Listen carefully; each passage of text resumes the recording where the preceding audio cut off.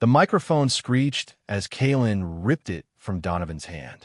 300 of San Francisco's most powerful people gasped in unison. Camera flashes exploded like lightning. Donovan Blackwood's face drained of color, his champagne glass frozen halfway to his lips. He'd just announced their divorce at the Vance Blackwood Capitol Anniversary Gala, a calculated public execution designed to humiliate her in front of every investor, executive, and business titan who mattered. He'd smiled while doing it, called their marriage a personal distraction he needed to eliminate to focus on what truly matters. The crowd had murmured with scandalized delight, already composing the gossip they'd spread at next week's country club brunches. But Donovan had made one fatal mistake. He'd underestimated the woman he married. Kalin stood on the stage in her emerald gown, her dark skin glowing under the chandeliers, her natural hair styled in an elegant updo that had taken her stylist 2 hours to perfect. She looked directly at her husband, then turned to face the sea of shocked faces. "Before my soon-to-be ex-husband finishes his little performance," Kalin said, her voice cutting through the ballroom like a blade, "there's something all of you should know." Donovan reached for the microphone. She stepped away, keeping it out of his reach. "The Vance in Vance Blackwood Capital? That's my family. My grandfather Arthur Vance founded Vance Capital in 1987. When Donovan and I married 8 years ago, we merged a struggling investment firm with my family's established company. And here's the part Donovan seems to have forgotten while planning this public humiliation." She paused, letting the tension coil tight. "I own 70% of this company." The ballroom exploded into chaos. "The man who just announced he's divorcing me to focus on this company." Kalin continued over the roar of voices. "He doesn't control it. He never did. I do. So yes, Donovan, let's get that divorce. I'm looking forward to it. But this company? It's mine. It's always been mine. And after tonight, everyone will know exactly who's been running it all along." She set the microphone down with a sharp click and walked off the stage. Behind her, Donovan stood frozen, his mouth opening and closing soundlessly. 300 people erupted into a frenzy of shocked conversation. And somewhere in that crowd, Jessica Croft, Donovan's strategic consultant, pulled out her phone and began typing furiously. Kalin's heels clicked against the marble floor as she walked through the crowd. People parted for her like the Red Sea. She kept her head high, her expression calm, even as her heart hammered against her ribs. She'd just detonated a bomb in the middle of San Francisco's business elite. There was no going back now. If this story already has you on the edge of your seat, you're in the right place.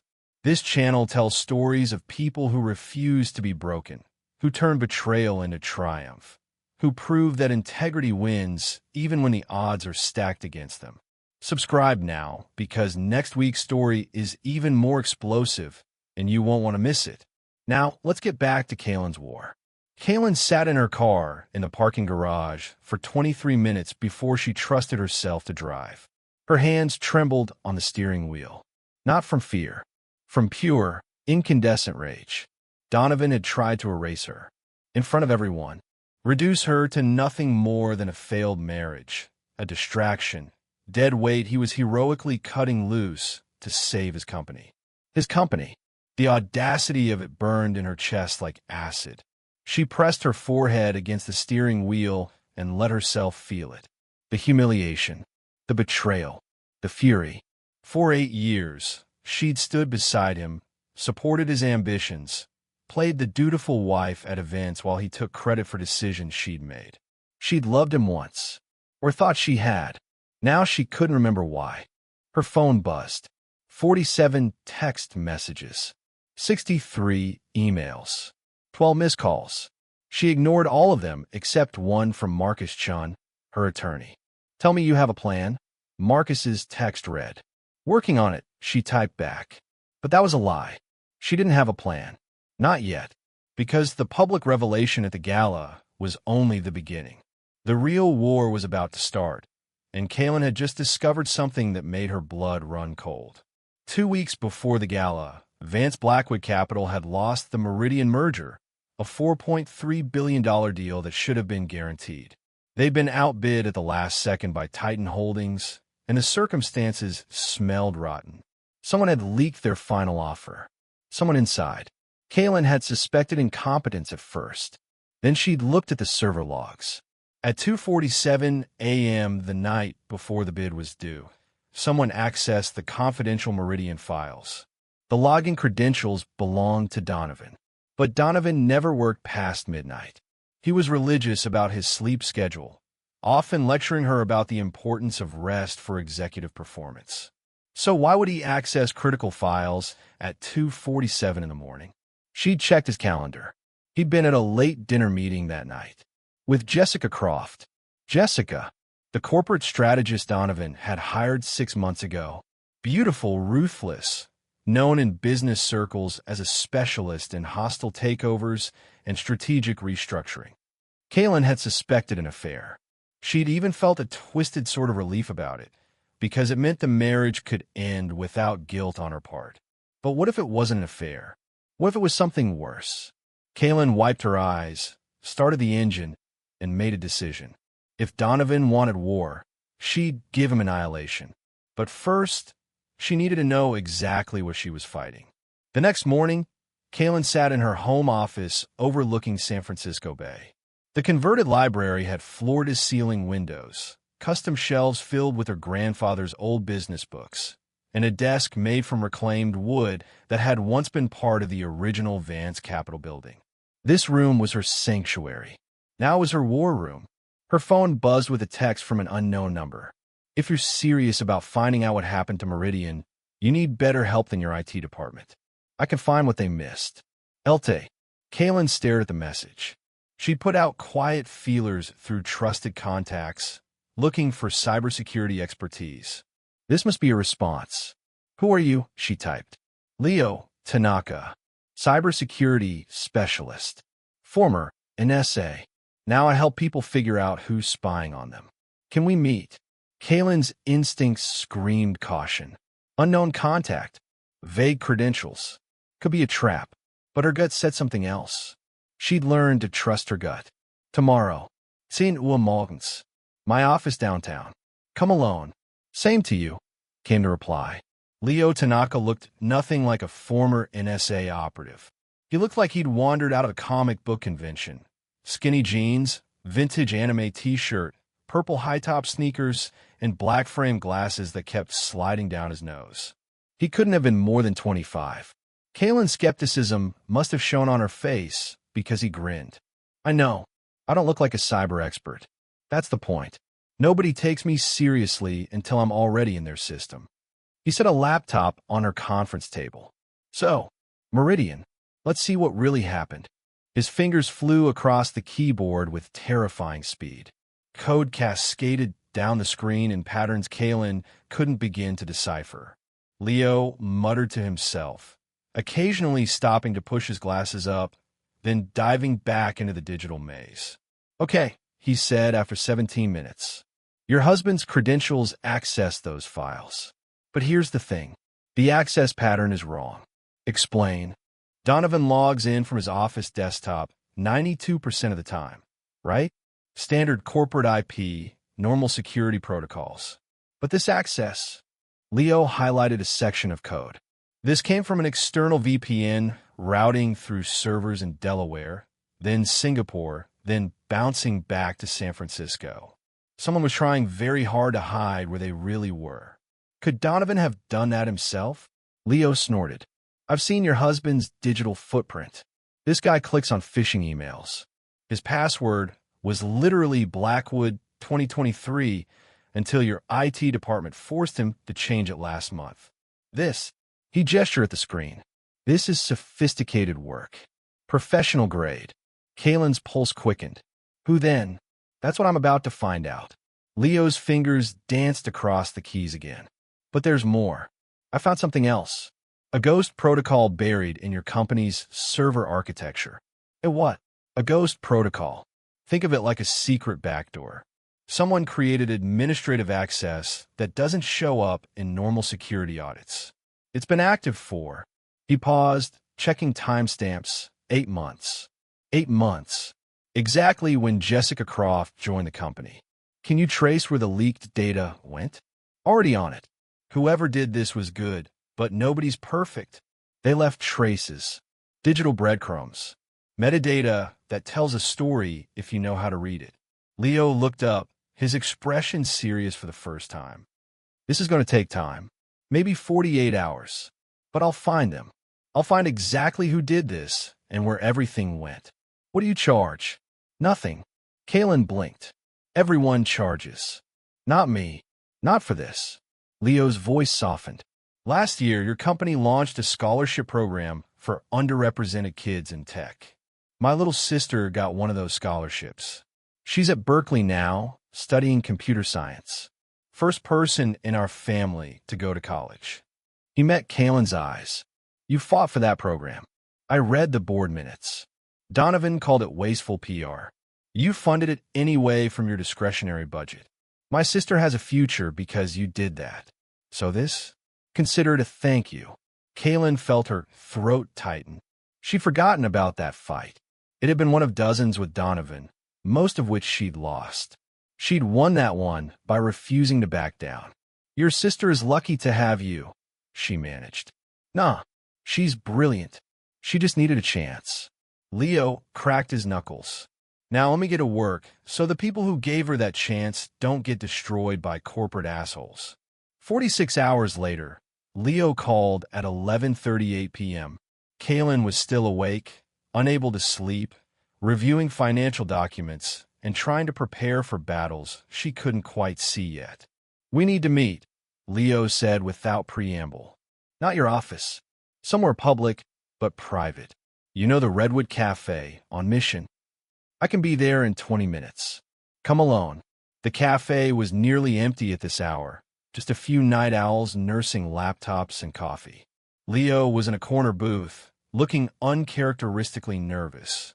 Kalin slid in across from him. Tell me. Leo opened his laptop, angling it so only she could see. The Ghost Protocol was created by someone with administrator access. The Meridian data went to 3 shell corporations registered in Delaware. Those corporations are controlled by a private equity firm called Croft Strategic Holdings. Jessica Croft. It gets better. She's the public face, but I dug through the ownership structure. Layers and layers of LLCs and trusts, all designed to hide the real owners. Took me 30 hours to crack it. He pulled up a document. Donovan Blackwood owns 40% of Croft Strategic Holdings. The world tilted sideways. Kalin gripped the table edge. They're partners.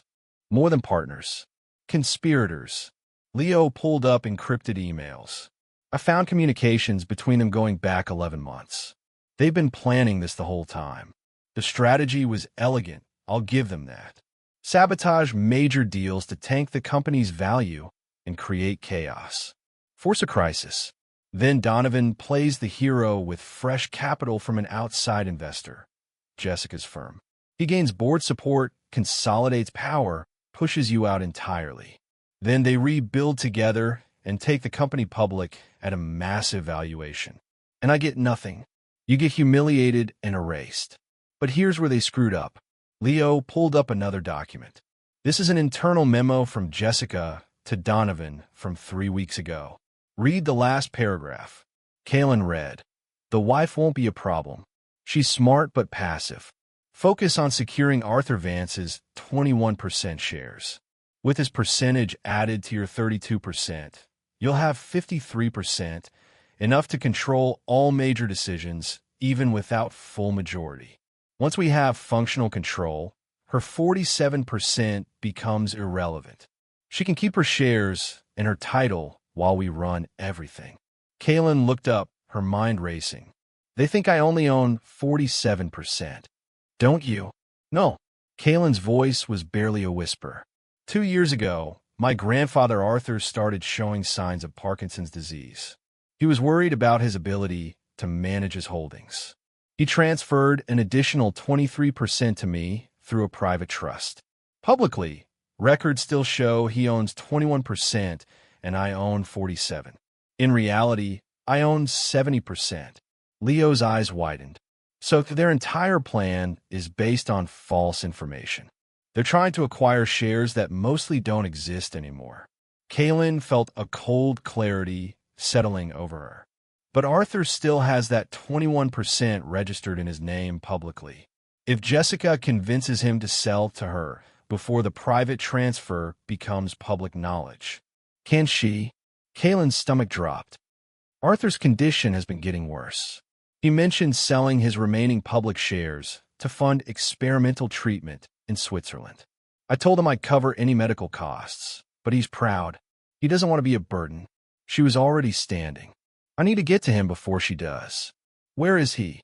Napa Valley. He has a vineyard. Kalin grabbed her coat. I'm going now. Kalin. Leo's voice stopped her. If you're doing this, you need to be ready for what comes next. Once you secure those shares and they realize what happened, they'll come at you with everything. Legal, financial, personal. It's going to get ugly. It already is ugly, Kalin said, but I'd rather fight from a position of strength. The drive to Napa took 78 minutes through dark highways. Kalin's hands were white-knuckled on the steering wheel. She called Arthur 3 times. No answer. Her mind spun worst-case scenarios. What if Jessica had already gotten there? What if Arthur had already signed something? She called Marcus Chun, her attorney, and briefed him while driving. I need you ready to execute a share purchase agreement the moment Arthur agrees. Tonight. I don't care what it costs to make it happen fast. How fast? Hours. Maybe minutes. Kalin, I'll pay whatever premium is necessary. Just have the documents ready. She called her financial advisor next, waking her up. I need to know my liquidity situation. Everything. Liquid assets, credit lines, anything I can access immediately. It's midnight. I know what time it is. This is an emergency. By the time she pulled up to Arthur's vineyard, she had numbers. She could raise $84 million in emergency funding by morning. It would be tight. It would require leveraging assets she'd prefer to keep untouched. But it was possible. Arthur's house was dark except for one light in the back. Kalin used her key to let herself in, calling out so she wouldn't startle him. She found him on the back porch, wrapped in a blanket despite the mild night. His hands trembled with the Parkinson's tremors that never stopped now. Kalin. His voice was warm but confused. Sweetheart, what are you doing here at this hour? She sat beside him, taking one of his shaking hands in both of hers. Uncle Arthur, have you been contacted about selling your shares in the company? His expression shifted. How did you know? Her heart sank. Who contacted you? A woman named Jessica Croft. Very professional. She came by yesterday afternoon. Said she was representing a consortium of investors who believe in the company's future. Offer me triple market value. Cash. Immediate transfer. His eyes were sad. Kalin, that's $84 million. The treatment in Switzerland costs $12 million. I'd have enough left to set up trusts for your cousins, fund Parkinson's research, live comfortably for whatever time I have left. Did she mention Donovan? No. Should she have? Kalin told him everything. The sabotage, the ghost protocol, the shell corporations, the conspiracy between Jessica and Donovan, the plan to tank the company's value and steal it. Arthur's face hardened as she spoke, his tremors seeming to worsen with his agitation. That son of a bitch, Arthur said when she finished. I never liked him. Too smooth. Too hungry. I told you that before the wedding. You did. You didn't listen. I was in love. Or thought I was. Kalin squeezed his hand gently. Uncle Arthur, I need to buy your shares. Not to keep them from you. To keep them from Jessica. If she gets them, it creates complications.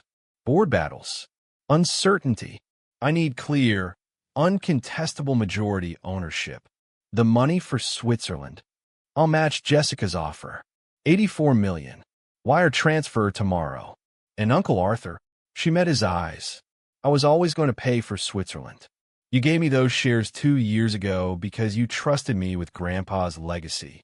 Let me honor that trust by taking care of family. Tears welled in Arthur's eyes. Your grandfather will be so proud of who you've become. Now let me do this. Please. He nodded slowly. Call your lawyer. Let's make it official before that woman comes back. Marcus worked through the night. By 4:17 a.m., the share purchase agreement was signed, notarized through an emergency mobile notary, and legally recorded. Arthur's remaining 21% now belonged to Kalin. Her total ownership of Vance Blackwood Capital, 70%. Unassailable. Unbreakable. Kalin drove back to San Francisco as the sun rose over the bay, exhausted but energized. Her phone rang just as she crossed the bridge. Lau, tell me you got the shares. Signed and sealed 2 hours ago. Good, because I just intercepted an email. Jessica's planning an emergency board meeting next week. She's prepared a full presentation about Donovan's vision for the company's future and the need for strategic capital investment. It's a takeover pitch, Kalin. They're going all in. Let them. Kalin felt a cold smile cross her face. I want to see their faces when they realize they've already lost. The emergency board meeting was scheduled for Thursday at 2 p.m. The Vance Blackwood Capital boardroom occupied the entire 45th floor of the Transamerica Pyramid, floor-to-ceiling glass offering panoramic views of the city and bay. Kalin arrived 30 minutes early, reviewing her materials one final time. The board members filtered in, 8 total, 4 old guard, people who'd worked with her grandfather or been early investors. 3 were Donovan's additions from the past 5 years, younger and more aggressive. The 8th was Martin Hayes, her grandfather's oldest friend, now in his 70s but still sharp as a knife. Donovan arrived with Jessica. He'd avoided Kalin completely since the gala, communicating only through lawyers about divorce proceedings. He looked tired, his usual polished appearance slightly frayed. Jessica, by contrast, looked predatory in a blood-red suit that probably cost more than most people's monthly rent. Thank you all for coming on short notice, Jessica began, not waiting for the meeting to be officially called to order. Bold. She connected her laptop to the screen. Vance Blackwood Capital is at a critical juncture. Recent losses have damaged market confidence. Leadership conflicts, a pointed glance at Kalin, have created uncertainty. But crisis creates opportunity. I'm here to present a path forward. Her presentation was professional and devastating. She outlined the Meridian merger failure, 2 smaller deals that had fallen through in the past quarter, and financial projections that looked grim. Then came her solution, a $500 million capital infusion from Croft Strategic Holdings in exchange for restructured leadership, with Donovan as CEO and expanded board oversight of all major decisions. What does expanded board oversight mean? Martin Hayes asked, his gravelly voice cutting through Jessica's pitch. It means implementing a voting structure where strategic decisions require board consensus rather than unilateral majority shareholder approval. This protects all stakeholders and ensures balanced leadership. You want to neutralize my voting rights, Kalin said calmly. I want to protect this company, Jessica replied smoothly. No offense, Ms. Vance, but you're not an operator. You're an inheritor. Your grandfather built something extraordinary. Your role is to preserve it, not run it. The temperature in the room dropped 10 degrees. 2 of the old guard board members bristled visibly. Martin Hayes' expression went from neutral to hostile in seconds. Kalin stood slowly. May I present an alternative perspective? She walked to the head of the table, connected her own laptop, and pulled up Leo's findings. For the next 18 minutes, she systematically destroyed them. She showed the ghost protocol embedded in their systems. The server access logs proving external infiltration. The data trails leading directly to Croft Strategic Holdings. The encrypted communications between Jessica and Donovan planning the sabotage. The deliberate tanking of the Meridian merger and other deals. The entire conspiracy laid bare with forensic precision. The boardroom erupted into chaos. Board members shouted questions over each other. Jessica's face went from confident to pale in seconds. Donovan finally spoke. "This is fabricated," he said, but his voice lacked conviction. "She hired someone to create false evidence because she can't handle that she's not capable of running this company. The evidence has been verified by 3 independent cybersecurity firms," Kalin said. She distributed copies of their reports. "I've also filed complaints with the SEC and FBI. They're very interested in your shell corporations, Jessica and Donovan. They're particularly fascinated by how you've been using company resources to fund your conspiracy while deliberately sabotaging deals to tank our valuation." "You can't prove any of this," Jessica hissed, her professional mask cracking. "I don't have to prove it to you. I have to prove it to them." Kalin gestured at the board and to federal regulators. "Which I can do. But here's the thing. I don't actually need to do any of that to end this right now." She pulled up one final document. Arthur's share transfer agreement, legally recorded and notarized. "As of 3 days ago, I own 70% of this company. Not 47, 70. Arthur Vance transferred his remaining shares to me. Jessica, you were too late. Your entire plan was based on information that hasn't been accurate for 2 years." She looked at each board member. "This company was built by my grandfather on integrity, innovation, and trust. You," she pointed at Donovan, "violated all 3. You betrayed your fiduciary duty, engaged in corporate sabotage, and conspired to steal what was never yours." She turned to Jessica. "And you're not even a shareholder. You have 0 legal standing here. Security will escort you out now." As if on cue, 2 security guards appeared. Jessica grabbed her laptop, shot one final venomous look at Kalin, and walked out. The door closed behind her with a decisive click. Donovan stood, his face flushed. "The board has the right to vote on leadership regardless of ownership percentages. I'm calling for a vote of no confidence in Kalin as a board member." "I'm not asking to be on the board," Kalin said. "You are. So let's vote. All in favor of Donovan Blackwood's immediate termination for cause." 7 hands went up instantly. Only one abstained. Richard Torrance, a recent Donovan appointment who'd clearly been part of the conspiracy. Motion carries. "Donovan, you're terminated effective immediately. You have 1 hour to collect personal belongings. All corporate access is revoked. Security will supervise your exit." For the first time, Donovan's composure shattered completely. "You can't do this. I built this company with you. I made it what it is." "No," Kalin said, her voice quiet but sharp as glass. "You married into it. You took credit for decisions I made, and you nearly destroyed it trying to steal it. Now, get out of my building." He left, flanked by security, and the boardroom fell silent. Martin Hayes spoke first. "Kalin, what happens now?" "Now we rebuild. Properly. I'm assuming the CEO role.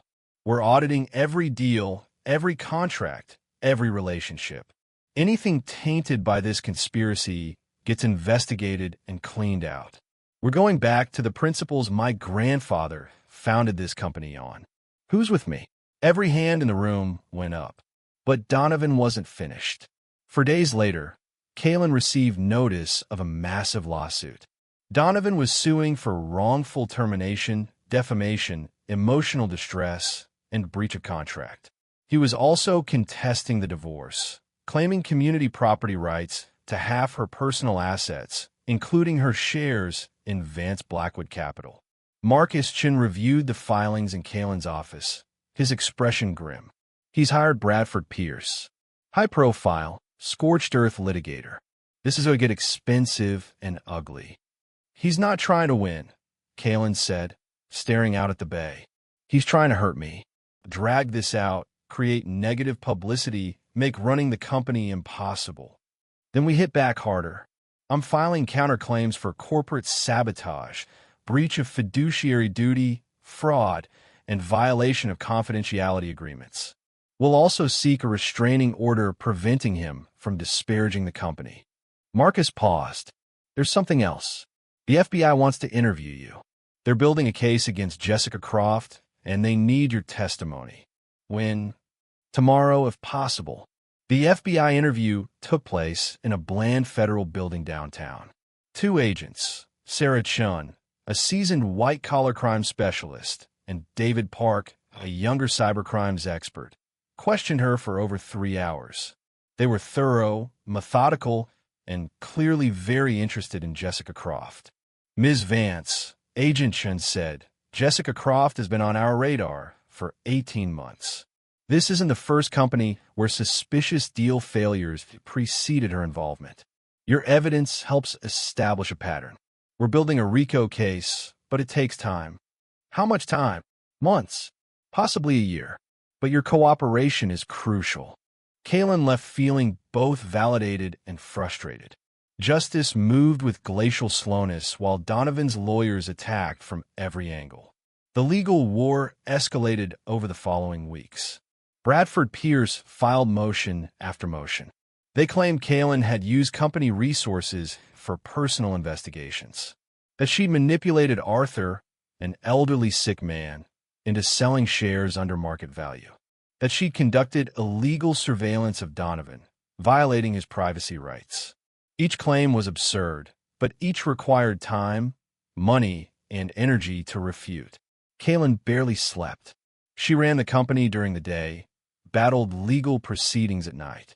She lost 12 pounds. Dark circles appeared under her eyes. One night, alone in her office at 2 a.m. reviewing depositions, she broke. She put her head down on the desk and sobbed. Great, shaking sobs that came from somewhere deep and broken inside. She was so tired of fighting, of being strong, of carrying everything alone. What if the judge didn't believe her? What if Donovan found some loophole? What if she'd sacrificed everything? Her marriage, her privacy, her peace, for nothing. Her phone buzzed. A text from Martin Hayes. Just wanted you to know, the whole board is behind you. Your grandfather would be proud. Don't let the bastards win. Kalin wiped her eyes, straightened her shoulders, and got back to work. The turning point came 6 weeks into the legal battle. Jessica Croft's attorney contacted Marcus with an offer. Jessica would testify against Donovan in exchange for immunity from civil liability.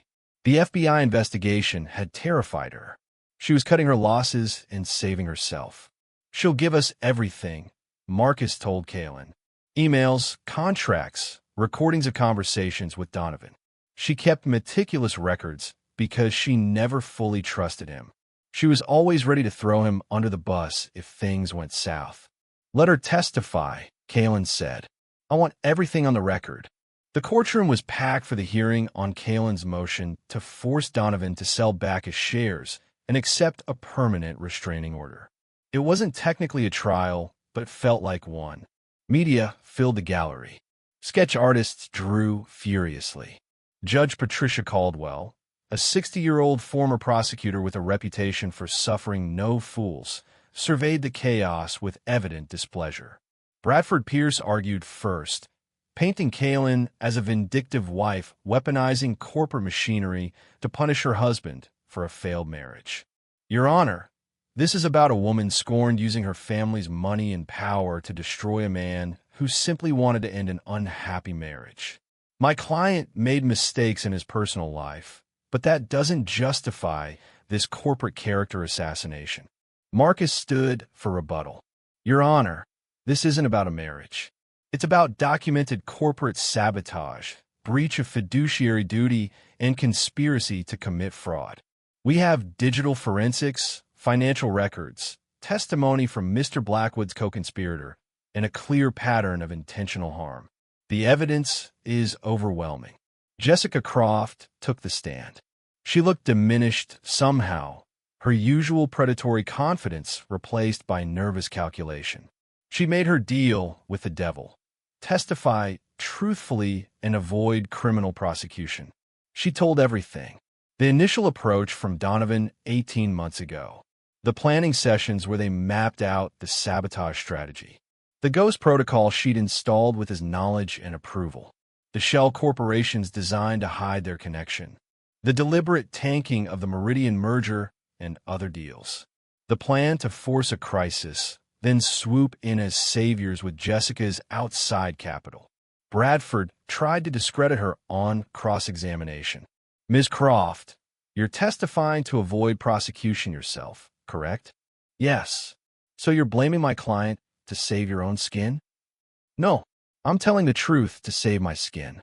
Your client was a willing, enthusiastic partner in everything we did. He initiated our partnership. He provided the corporate access. He approved every move. I'm guilty of what I did. So is he. The courtroom murmured. Judge Caldwell's gavel cracked like a gunshot. Quiet. Marcus called Leo Tanaka next. Leo, uncomfortable in his suit and tie, walked the judge through the technical evidence. The ghost protocol architecture, the data exfiltration patterns, the access logs proving external compromise, the money trails connecting everything to Croft strategic holdings. He made the complex simple, the technical clear, the undeniable irrefutable. Finally, Marcus called Kalin. She took the stand and told her story. The discovery of the security breach, the investigation, the realization that her husband had betrayed not just her personally, but every employee, shareholder, and partner of the company her grandfather had built. She didn't perform. She didn't embellish. She just told the truth. Bradford's cross-examination was aggressive. Ms. Vance, isn't it true you never trusted your husband? That you kept significant financial information from him throughout your marriage? I kept business ownership separate from our marriage, yes. That's both legal and financially prudent. You spied on him. I investigated suspicious activity on my company's servers. That's my responsibility as majority owner and fiduciary. You publicly humiliated him at the gala. I publicly corrected his attempt to announce our divorce as a power play designed to diminish me. He chose that venue, not me. I simply chose not to be silent. You've orchestrated this entire situation to punish him for wanting to leave you. Kalin looked directly at Bradford, then at Donovan. Mr. Pierce, your client, didn't want to leave me. He wanted to destroy me professionally and steal my family's company. There's a significant difference. I'm not punishing him for ending our marriage. I'm holding him accountable for corporate sabotage, theft, and betrayal of fiduciary duty. If he'd simply asked for a divorce like a decent human being, we'd be having a very different conversation. But he chose war, and he lost. The courtroom fell silent. Judge Caldwell looked at Donovan for a long moment. Mr. Blackwood, does your counsel wish to call you to testify? Bradford and Donovan conferred in urgent whispers. Finally, Bradford stood. No, Your Honor, because Donovan couldn't testify. If he lied under oath, he'd commit perjury and face criminal charges. If he told the truth, he'd confess to everything. So he said nothing, and his silence spoke volumes. Judge Caldwell took a brief recess. When she returned, her expression was granite. I've reviewed the evidence presented today. The digital forensics, financial records, and witness testimony paint a clear picture. Mr. Blackwood engaged in corporate sabotage, breach of fiduciary duty, and conspiracy to commit fraud. Accordingly, I'm granting Ms. Vance's motion in full. She read the order. Donovan was required to sell his entire 32% stake back to Kalin at current market value within 30 days. He was permanently barred from any executive or board role at Vance Blackwood Capital. A permanent restraining order prevented him from entering company property or contacting employees. And finally, Judge Caldwell referred the matter to the district attorney for potential criminal prosecution. The gavel came down with finality. Donovan's face crumbled. Bradford immediately began arguing for reconsideration, but Judge Caldwell was done. This hearing is concluded. Next case. Outside the courtroom, media swarmed like locusts. Kalin made a brief statement. Justice was served today. This was never about a marriage ending. It was about protecting a company, its employees, and the legacy my grandfather built. I'm grateful for the court's ruling and look forward to leading Vance Blackwood Capital into a future built on integrity. A reporter shouted. "What happens to the company now?" Kalin smiled, genuine and fierce. "Now we show the world what ethical leadership looks like. Watch closely." 3 months later, Kalin stood before a very different audience. Not a gala crowd of the wealthy and powerful, but an auditorium filled with Vance Blackwood Capital employees. Over 600 people whose livelihoods had hung in the balance during the crisis. Senior executives sat beside junior analysts. Tech support staff next to administrative teams. Every person who'd endured months of uncertainty, wondering if they'd have jobs when the dust settled. "Thank you for being here," Kalin began. She wore a simple black suit, her natural hair in elegant twists. She looked like herself for the first time in years. The last few months have been turbulent. You've seen headlines, rumors, chaos. You've wondered about your futures. Today, I'm giving you answers and a vision for what comes next. She pulled up her first slide. First, the facts. Vance Blackwood Capital remains financially strong. Despite the sabotage, our core business is sound. We've audited every deal, every contract, every relationship. We've cleaned house. Anything tainted has been addressed. We've settled with affected partners. Our reputation is rebuilding, and it's stronger because it's now based on truth. Cautious hope rippled through the audience. Second, leadership. I'm officially your CEO, and I'm not doing this alone. She introduced her new executive team, a CFO from Google with a reputation for ethical financial management, a COO from McKinsey known for operational excellence, a CTO who was a Stanford professor and innovation expert, and Leo Tanaka, now Chief Information Security Officer, who waved awkwardly and got a laugh. Third, and most important, the name. Vance Blackwood Capital is no more. Effective today, we are Vance Capital Group. Applause began, tentative at first, then building like thunder. The Blackwood name represented a chapter that's closed. Vance represents our heritage, our values, and our future. My grandfather built this company on 3 principles: integrity, innovation, and trust. We lost sight of those. We're reclaiming them now, and we're building something better. She outlined her vision: expansion into sustainable technology investments, a renewed commitment to funding companies led by women and people of color, addressing the capital gap that kept brilliant entrepreneurs from succeeding, radical transparency, quarterly town halls, open financial reporting, ethical guidelines that exceeded legal requirements. "I know some of you were afraid," Kalin said, her voice softening. "Afraid you'd lose your jobs because of decisions made above your heads. Afraid the company would collapse. Afraid that fighting back against powerful people who do wrong is impossible." She paused. "I was afraid too. Terrified, actually. But I learned something. Fear warns us of danger, but becomes poison when it stops us from doing what we know is right." She looked around the room, making eye contact, seeing faces, seeing people. "We're not just rebuilding a company. We're building a model for what ethical leadership looks like in 2024. We're proving you don't have to compromise your values to succeed. We're showing that accountability matters, that truth matters, that people matter more than profit margins. This won't always be easy. We'll face challenges, but we'll face them together with transparency and integrity. And we'll win." The standing ovation lasted 4 minutes. People cried. Strangers hugged. A senior executive who'd been with the company for 23 years told Kalin it finally felt like the old days when Arthur Vance walked the halls and knew people's names. Later, alone in her office, Kalin allowed herself a moment. She looked out at the city, at the bay beyond, and thought about everything it had cost to get here. Her marriage, her peace, months of her life spent in legal battles and sleepless nights. But she protected something that mattered. She'd stood up when it would have been easier to stay silent. She'd fought when surrender would have been safer. And she'd won not by becoming like Donovan, but by refusing to. Her phone buzzed. A text from Leo.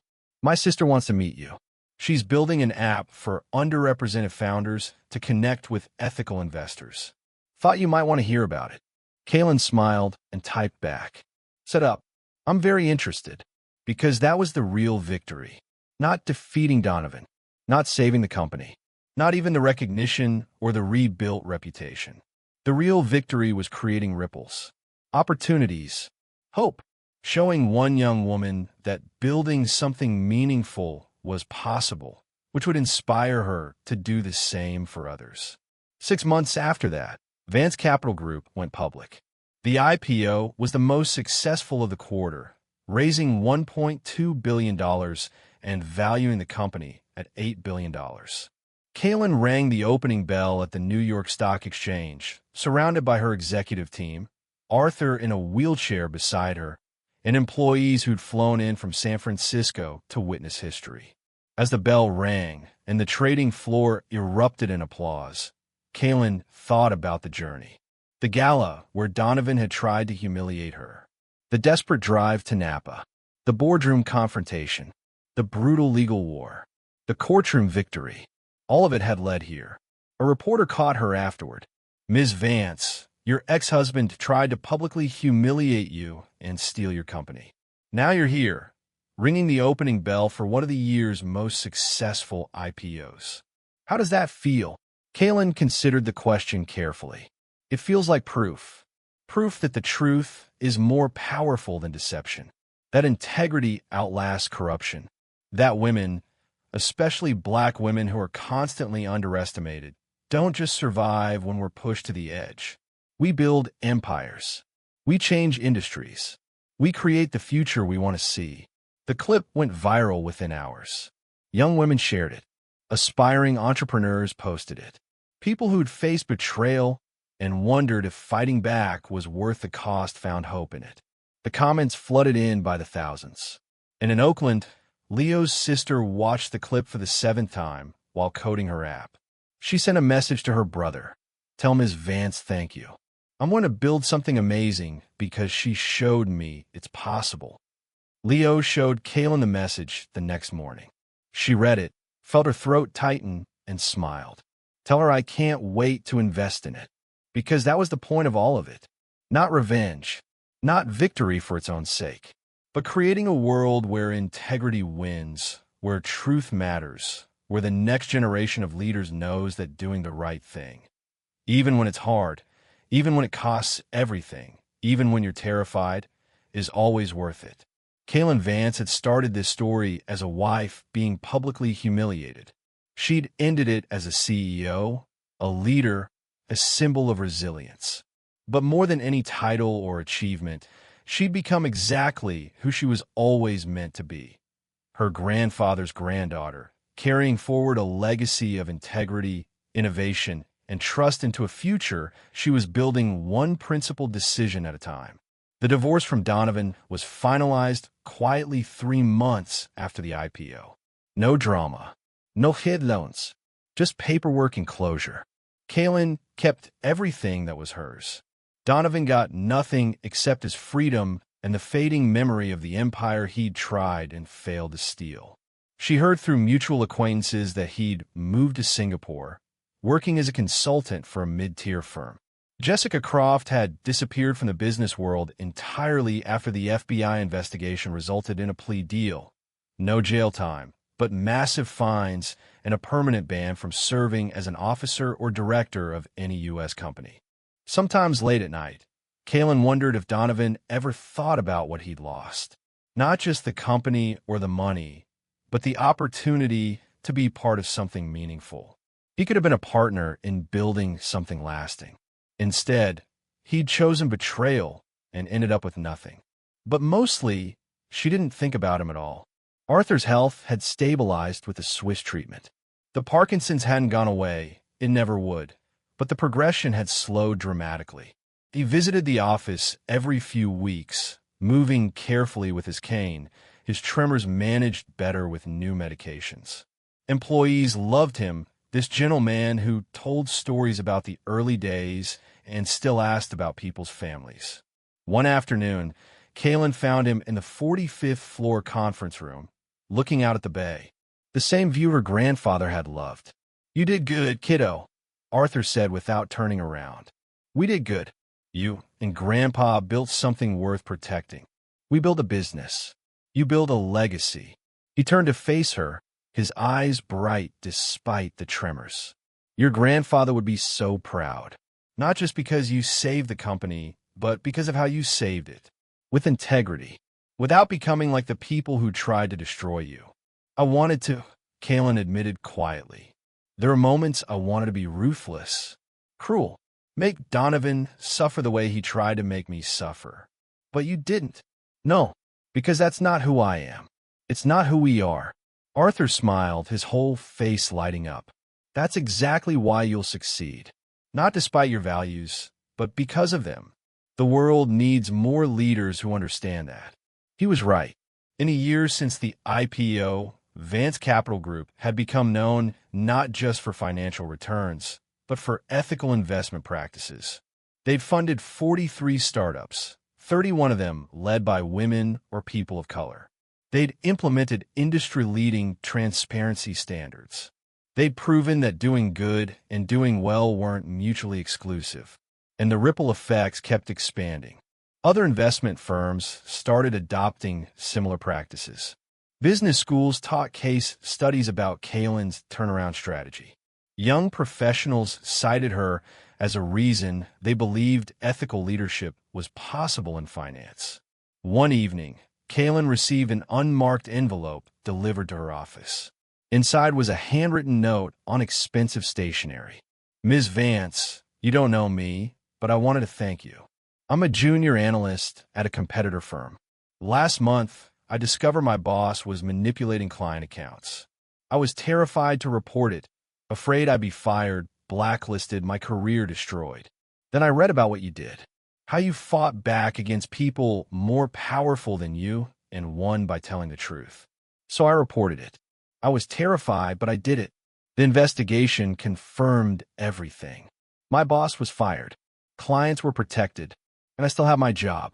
You saved my career and probably saved me from becoming complicit in something I'd regret forever. Thank you for showing me that integrity isn't a weakness. It's the only real strength we have." The note wasn't signed. Kalin read it 3 times, then carefully filed it away in a folder she kept in her desk. A folder of letters and emails from people she'd never met, telling her that her story had given them courage to do the right thing in their own lives. That folder was worth more than the IPO valuation, more than the restored company, more than any victory over Donovan, because it meant the fight had mattered beyond her own life. It had created permission for others to be brave, and that, Kalin realized, was the truest measure of success. Not what you achieve for yourself, but what you make possible for others. She looked out at the San Francisco skyline, at the city lights reflecting off the bay, and felt something she hadn't felt in years. Peace. Not the peace of having no problems, she had plenty, but the peace of knowing she was exactly where she was supposed to be, doing exactly what she was meant to do, becoming exactly who she was created to become. The story that had started with public humiliation had ended with purpose. The betrayal had led to breakthrough. The destruction had cleared ground for something better to grow. And somewhere in that journey, Kalin Vance had discovered the most important truth of all. Your story isn't defined by what others try to do to you. It's defined by who you choose to be in response. And she had chosen integrity, courage, and compassion over bitterness, revenge, and compromise. That choice had made all the difference. If Kalin's story moved you, if it reminded you that your chapter isn't finished, if it showed you that doing the right thing is always worth it, even when it costs everything, I need you to do something. Subscribe to this channel right now, so you never miss stories of people who refuse to be broken. Hit that like button to help this message reach someone who needs to hear it today. And drop a comment telling me which moment hit you hardest. Was it when Kalin grabbed the microphone? When she raced to save Arthur's shares? When she broke down alone at 2 a.m.? When she stood up in court and told the truth? Your comments help me understand what resonates, so I can bring you more stories that matter. This community exists because people like you choose to engage, to share, to be part of something bigger than entertainment. You're part of a movement of people who believe integrity wins, truth matters, and the next chapter can be better than the last. Thank you for being here. Thank you for watching to the end. And remember, your story isn't over. The best part might still be ahead.